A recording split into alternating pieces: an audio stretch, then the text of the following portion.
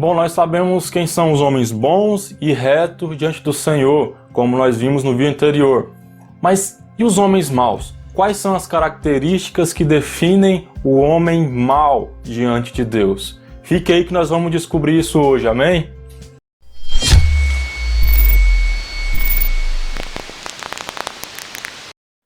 Graças a Deus, meu nome é Caio Rafael e você está no canal Ideal do Evangelho. É um prazer tê-lo aqui novamente e poder compartilhar com você a palavra de Deus. É muito bom falar de Cristo, do seu Evangelho, da palavra do Senhor. E antes de começar, eu queria te convidar, você que não é inscrito no canal, se inscreva no canal.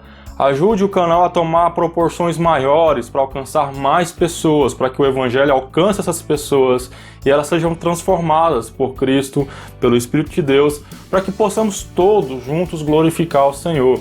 E é claro, depois que você assistir, se possível, curta o vídeo, compartilhe com seus amigos nas redes sociais e me ajude levando essa palavra a pessoas que precisam ouvir o Evangelho de Cristo. Amém? Então vamos para a mensagem. No vídeo anterior eu falei sobre o rei Asa e pela vida dele, pelo que está escrito na palavra, eu mostrei quem são os homens bons e retos diante de Deus, que a bondade do homem, a retidão do homem está intrinsecamente ligada às suas ações diante de Deus. Eu mostrei isso no vídeo anterior e fiz uma reflexão. E se você não assistiu, eu convido a você, eu vou colocar nos cards e no comentário do vídeo. Assista, medite, reflita e comece a caminhar na jornada de Cristo, amém? Hoje eu queria também compartilhar a respeito de uma história de um rei de Judá, assim como Asa, mas agora de um rei que andou, que fez o que era mal diante de Deus. E em cima das suas ações, refletir e meditar sobre as nossas vidas e nos reajustar, é claro, levado pela palavra, nos reajustar no caminho do Senhor para que possamos honrar e glorificar o nosso Deus, beleza? E a mensagem que eu queria compartilhar com vocês, eu não vou ler a mensagem porque é grande o texto, eu vou falar sobre ela. A mensagem está em 2 Crônicas, capítulo 33. Do versículo, na realidade o capítulo inteiro, você vai entender melhor, que fala sobre a vida do rei Manassés. E quem era o rei Manassés? Qual era o contexto que envolvia a história do rei Manassés para nós entendermos bem o que aconteceu e o que o tornou um homem mau diante de Deus? Bom, nós temos que entender que Manassés ele era filho do rei Ezequias. E quem era o rei Ezequias? O rei Ezequias foi um dos melhores reis que Judá já teve. Ele foi o homem que arrancou os altares idólatras de Israel, de Judá, que propagou um maravilhoso avivamento em Judá, levando a mensagem, a palavra de Deus às pessoas do seu reinado, separando pessoas para levar essa mensagem, para ensinar a lei de Deus. Então Ezequias era um homem, foi um dos melhores reis que Judá já teve. É claro que no final de sua vida ele cometeu um erro. Quando ele estava doente, ele pediu ao Senhor para o livrar, o Senhor o livrou, mas o que o Senhor tinha ordenado ele a fazer, ele não fez, que era cuidar da casa dele. E nesse período em que que o Senhor restituiu a vida, ele não cuidou do seu filho Manassés. Foi nesse período que Manassés nasceu.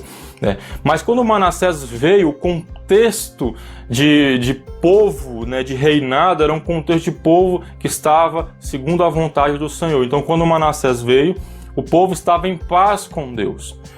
Diferente de Asa, como nós vimos, o povo estava em declínio espiritual, estava praticando idolatria. Agora não, agora o povo estava em paz com Deus e Manassés faz coisas aversas que o caracterizam como um homem mau. E lá no versículo, capítulo 33 de 2 Crônicas, no versículo 2 diz assim: fez o que era mal perante o Senhor. Manassés fez o que era mal. E o que ele fez necessariamente que o tornou mal diante de Deus? Eu separei aqui, nos versículos adiante, nós vamos entender o que é isso.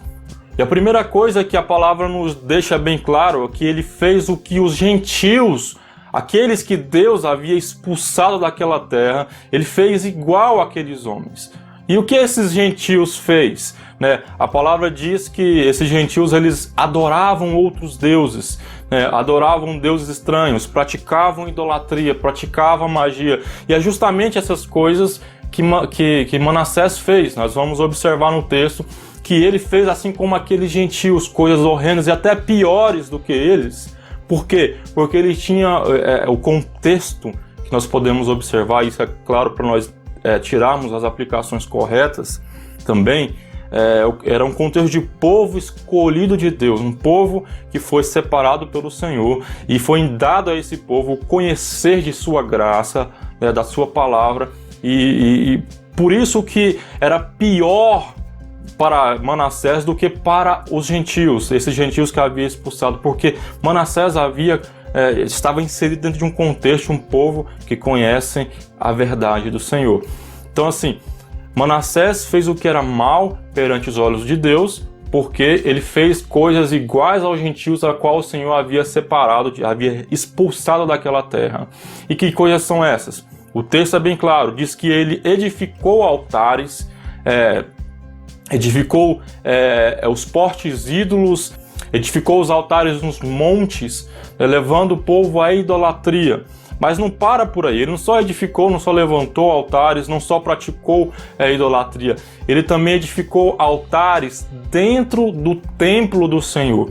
O mesmo templo que Deus havia consagrado a ele, ali quando Salomão havia terminado de construir o templo, o Senhor falou, quando vocês orarem aqui, quando vocês se humilharem aqui, eu ouvirei. Quando vocês orarem, direcionado a este lugar, eu ouvirei, porque eu separei este lugar para ser o meu templo, para ser a minha habitação. Então assim, ele levantou altares dentro do templo do Senhor, mas também não parou por aí, ele fez coisas horrendas e piores ainda. Que coisas são essas? Sacrificou os seus filhos aos deuses pagãos. Ele matou os seus filhos, oferecendo a deuses pagãos. E também praticou feitiçaria, praticou adivinhações e praticou magia negra, e fez o povo pecar. E quando o Senhor veio o exortar a respeito dos seus erros, ele rejeitou a palavra de Deus. Trazendo para nós, trazendo essas reflexões sobre as nossas vidas, temos que compreender o contexto. Que contexto que é? Temos que entender o que está envolvendo ali Manassés. Manassés faz parte de um povo de Deus que tem um conhecimento de Deus. Ou seja, as reflexões que devemos ter a respeito desse texto olhando para dentro da comunidade cristã, olhando para dentro da igreja, não olhando para fora, porque fora da igreja isso é natural, as pessoas adoram outros deuses, as pessoas sacrificam os seus filhos, as pessoas zombam do Senhor, rejeitam a palavra. O contexto aqui é um contexto de povo de Deus, essa palavra se aplica ao povo de Deus, à igreja, nós, a igreja. Então nós devemos trazer essas aplicações para nós, e procurarmos refletir se não estamos praticando as mesmas coisas que Manassés praticou. Bom, Manassés levantou ídolos e os adorou. O que são ídolos? Olhando pela perspectiva neotestamentária, da nova aliança, nós temos que lembrar que quando Cristo ele veio à Terra, ele deu uma interpretação mais profunda a respeito da lei mosaica, a lei que Deus havia dado ao seu povo. Por exemplo, quando ele falou sobre homicídio, ele falou, olha, a lei diz que você para não matarás, mas se você odiar um irmão no teu coração, você já cometeu homicídio. Olhando nessa perspectiva e entendendo que a interpretação é mais profunda, idolatria então é adorar qualquer outra coisa que não seja Deus, é colocar qualquer coisa no lugar de Deus. Isso chama-se idolatria. E a pergunta é, nós não temos levantado ídolos em nossos corações, sejam homens, sejam denominações, sejam ideias, teologias, grupos políticos, até um time de futebol, não sei. Quais são os seus ídolos? Quais são os altares que você tem levantado em seu coração e colocado isso no lugar de Deus? É uma reflexão para fazermos. Mas também, eu acho que isso é bem pertinente aos dias de hoje. Manassés levantou um altar dentro do templo do Senhor. A pergunta é, o que é o templo do Senhor hoje? Seria as denominações? seriam edifícios? O templo de Deus hoje são pessoas que têm a mesma fé no mesmo Senhor e por isso são salvos por Ele. Templo de Deus, hoje o templo do Senhor não é a denominação que você frequenta. O templo do Senhor não é o edifício que você congrega, mas o templo do Senhor são as pessoas que creem em Cristo Jesus para a sua salvação. Ou seja, trazendo para a reflexão, para a nossa reflexão, nós não estamos construindo e levantando altares dentro do templo do Senhor, no meio das pessoas que creem em Cristo Jesus para a sua salvação. Pensemos nisso, né? Será que nós não estamos trazendo as coisas dos gentios? Gentios aqui, para nós entendermos melhor, são as coisas do mundo para dentro da comunidade cristã. Nós estamos vendo isso com bastante frequência hoje, né? As pessoas trazem de tudo para o meio da comunidade cristã com a prerrogativa ou com a ideia, o pressuposto de que nós vamos fazer isso porque nós vamos atrair mais pessoas através disso. Amados, eu quero os levar à reflexão. Se Cristo não é suficiente para atrair uma pessoa, nada será. Nada será. Quais são os altares que nós temos levantado no meio da igreja de Cristo Jesus? Outra coisa, a palavra diz que Manassés queimou os seus filhos, matou os seus filhos, sacrificou os seus filhos.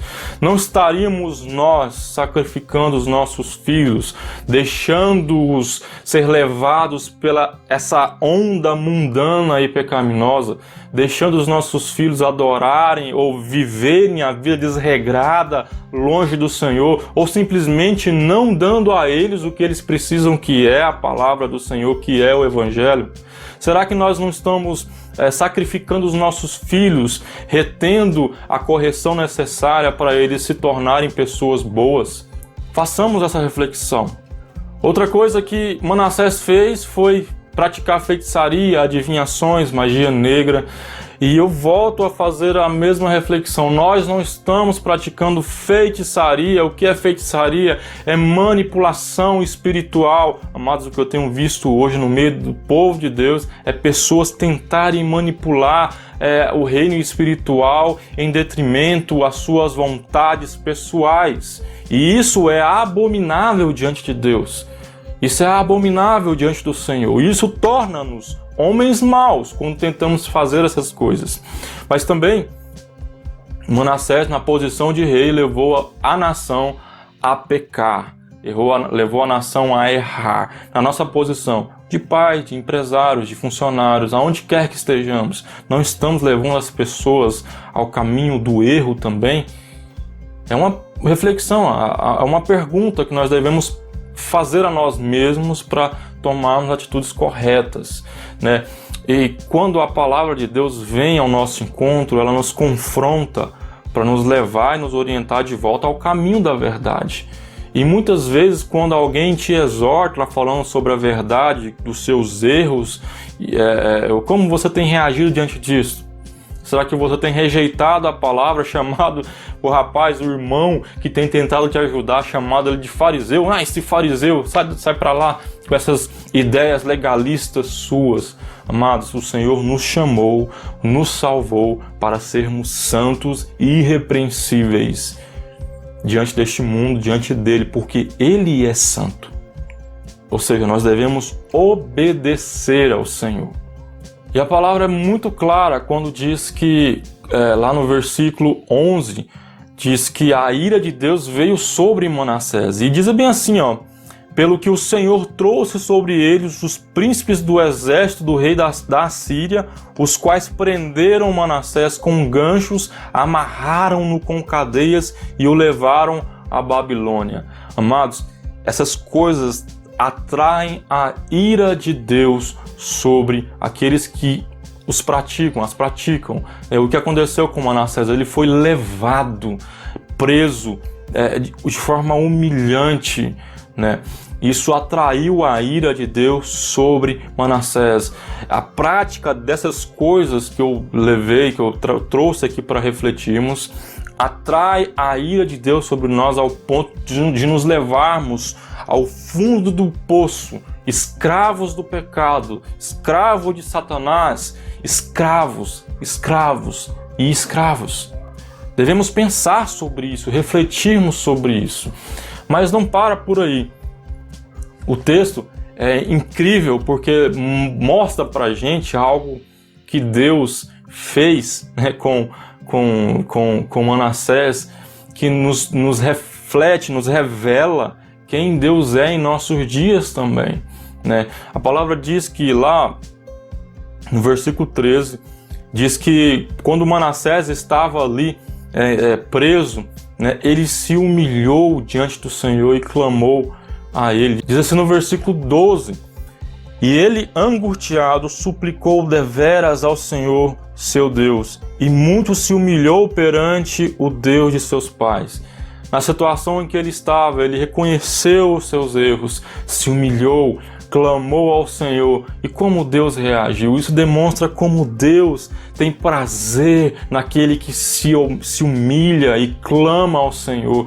Deus fez isso no versículo 13. E Deus se tornou favorável para com ele, atendeu-lhe a súplica e o fez voltar para Jerusalém, ao seu reino. Então reconheceu Manassés que o Senhor era Deus.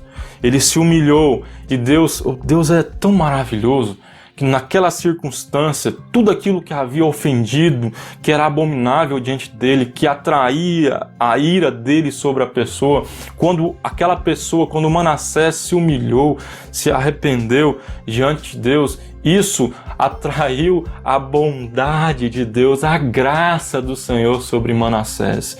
E é isso que o Senhor nos leva a pensar, a refletirmos hoje, porque quando Cristo foi entregue na cruz do Calvário, isso nos mostra o tamanho da bondade e da misericórdia do Senhor para com nós, homens pecadores, homens que praticam essas coisas, pois outrora éramos os gentios que estávamos fora do povo de Deus, né, e praticando coisas piores, e essas coisas atraindo a ira do Senhor. Mas Deus foi tão maravilhoso, tão cheio de graça e misericórdia, tão bondoso conosco, que enviou o Filho dele, o único Filho dele, para nos dar vida, dar salvação. E a pergunta que eu faço, olhando para o contexto de igreja: às vezes você ouviu o Evangelho, creu no Evangelho, mas atualmente tem praticado essas coisas que Manassés praticou. Tem praticado idolatria, idolatrado ideias, idolatrado políticos, idolatrado pessoas, idolatrado bandas, idolatrado times. Às vezes você tem levado para dentro da comunidade do Senhor aquilo que é abominável diante do Senhor, levado a idolatria para o meio da congregação dos santos. Às vezes você tem sacrificado os seus filhos, às vezes sacrificado na intenção de não dar a ele aquilo que o dá vida, né, que é a mensagem do Evangelho. Tem retido a mensagem do Evangelho, o ensino da palavra do Senhor para ele. Às vezes você tem menosprezado a palavra de Deus, né? Isso atrai a ira de Deus. Às vezes você hoje está na situação de Manassés, escravo, envolto nessa cama de gato, nesse emaranhado, tão afundado e mergulhado que não consegue mais sair dessa situação, desse contexto de escravidão. Hoje eu quero falar para você que o mesmo Deus daquela época, que foi com Manassés, um dos piores reis que Judá já teve, o mesmo Deus que praticou graça sobre Manassés é o mesmo Deus que pratica, que nos deu graça em Cristo Jesus. Eu convido a você a refletir sobre a sua vida e fazer assim como Manassés fez, angustiado, olhar para você e suplicar ao Senhor, humilhando-se, clamando a Ele. Certamente o Senhor te ouvirá, te perdoará e te restituirá a posição que você estava antes, para, assim como Manassés fez, reconhecendo que Deus de fato é o único Senhor, começar a praticar a verdade do Senhor. E o que Manassés fez quando ele voltou para Judá? Ele começou a trabalhar em prol do povo, retirou os ídolos, arrancou o altar de dentro do templo do Senhor e começou a servir ao Senhor em espírito e em verdade. E é isso que o Senhor espera de nós, aqueles que creem no seu amado Filho. Amém? Essa é a mensagem de hoje. Espero que o Senhor tenha falado com você. Se você gostou desse vídeo, não se esqueça de deixar o seu gostei, se inscrever no canal. Você que não é inscrito, se inscreva no canal, é facinho. Tem um botãozinho aqui embaixo, não sei aonde você é, aqui ou aqui. É só clicar nele, inscreva-se lá, né? Ou na lampadinha, que tem uma lampadinha, você que está no YouTube, né? Tem uma lampadinha, é só clicar, inscreva-se no canal, ajude o canal a crescer. Você que está no Facebook, que eu também posto esses vídeos no Facebook, siga, curta a página Ideal do Evangelho. Compartilhe esse vídeo aí no Facebook, no WhatsApp, né? Vá lá no YouTube e inscreva-se no canal lá também, porque o YouTube consegue alcançar muitas pessoas, ok?